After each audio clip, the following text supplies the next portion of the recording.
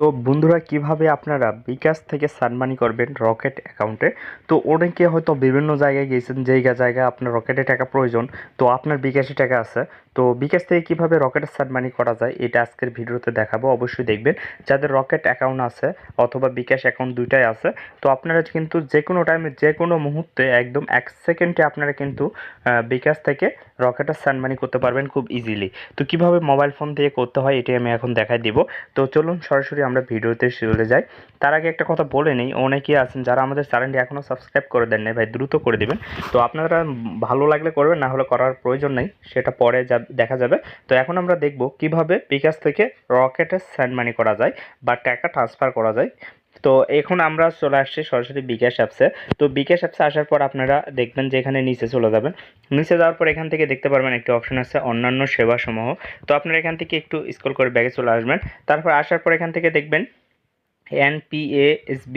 তো এইটাতে আপনারা জাস্ট এই যে অপশনটা দেখতে পাচ্ছেন এখানে ক্লিক করে দিয়ে দেবেন। তো এখানে ক্লিক করলে কিন্তু এখান থেকে আপনারা দেখতে পারবেন এখানে কিন্তু অনেকগুলো অপশন আছে। দেখেন এখান থেকে ব্যাংক অ্যাকাউন্ট থেকেও আপনারা কিন্তু এখান থেকে টাকাটা অ্যাড করতে পারবেন, অথবা আপনি এখান থেকে MFS তো অ্যাকাউন্ট যেটা আছে এটাতে ক্লিক করে দিয়ে দেবেন।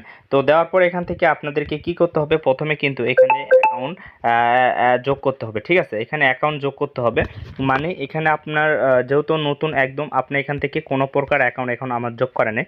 তো এখান থেকে আপনি বিভিন্ন যে অ্যাপগুলো আছে ওগুলোতে আপনি টাকা অ্যাড করতে পারেন, যেমন নগদ আছে, রকেট আছে, তারপর ট্যাপ আছে।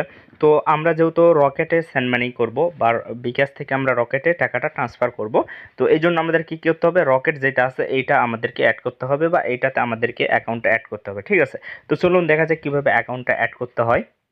তো যখন আমরা এখান থেকে জাস্ট এই যে আমরা রকেট অ্যাকাউন্ট অ্যাড করবো, এখান থেকে রকেটের উপর ক্লিক করার পর আমাদেরকে সর্বপ্রথম এখান থেকে আমাদের ছবি দিয়ে আমাদের ফেস ভেরিফিকেশন করতে হবে।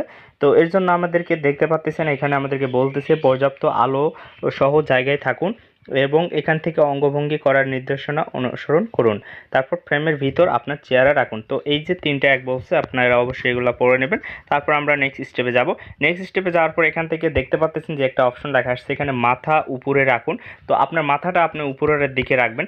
উপরের দিকে রাখার পর আপনারা একটু অপেক্ষা করবেন, তাহলে ওটা কমপ্লিট হবে।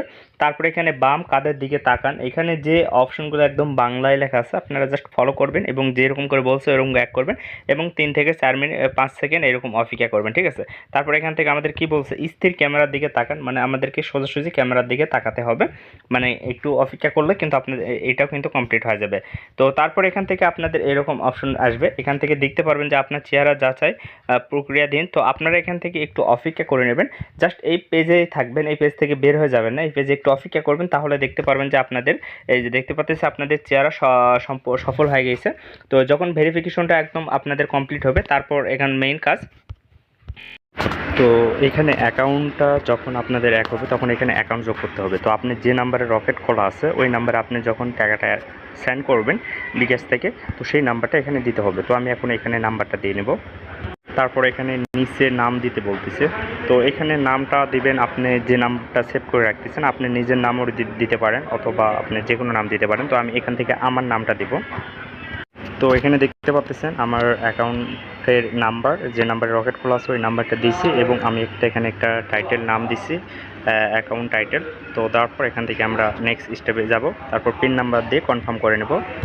জাস্ট আমি এখান থেকে পিন নাম্বার দিয়ে এই যে দেখেন কনফার্ম করে নিলাম। তো এখন কিন্তু আমাদের অ্যাকাউন্টটা যোগ হয়ে গেছে। ঠিক আছে, তো আমি এখন যদি ব্যাগে চলে যাই, তারপর আবার NPFC-তে চলে যাব। তো এখান থেকে চলে যাব, তো দেখতে পাচ্ছি এখন কিন্তু আমার রকেটটা কিন্তু অ্যাড হয়ে গেছে। ঠিক আছে, এই যে দেখেন আমার রকেটটা কিন্তু এখানে অ্যাড হয়ে গেছে। তো এইভাবে কিন্তু আপনি রকেট অ্যাড করতে পারবেন। তো এখন আমি রকেটে যদি টাকা ট্রান্সফার করতে চাই তাহলে আমি এখান থেকে ক্লিক করে দিয়ে দিব। তো এখান থেকে পরিমাণ দেওয়া আছে 300 টাকা, 500 টাকা। এখান থেকে যদি আমি 100 টাকা সিলেক্ট করি, দেখি 100 টাকা সিলেক্ট করলাম, করার পরে এখান থেকে ক্লিক করে দিয়ে দিলাম। দেখেন এখান থেকে 100 টাকা কাটবে 0.85 পয়সা, এটা কাটবে। ঠিক আছে, 100 টাকা এটা চার্জ কাটবে।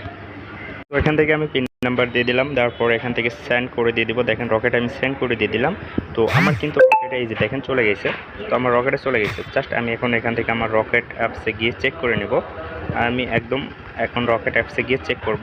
ঠিক আছে, এই ভাই কতগুলো দেখেন অনেক অ্যাপস আছে, জাস্ট আমি রকেটে চলে যাচ্ছি।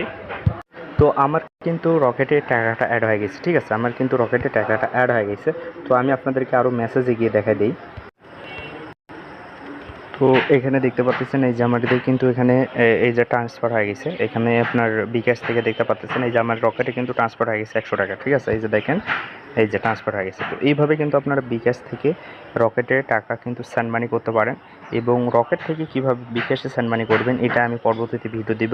নগদ আছে, অন্যান্য যে অপশনগুলো আছে ওগুলাতে কীভাবে সেন্ড মানি করবেন এটা আমি দেখার চেষ্টা করবো, ঠিক আছে, পরবর্তীতে। তো আশা করি আপনারা বুঝতে পারছেন।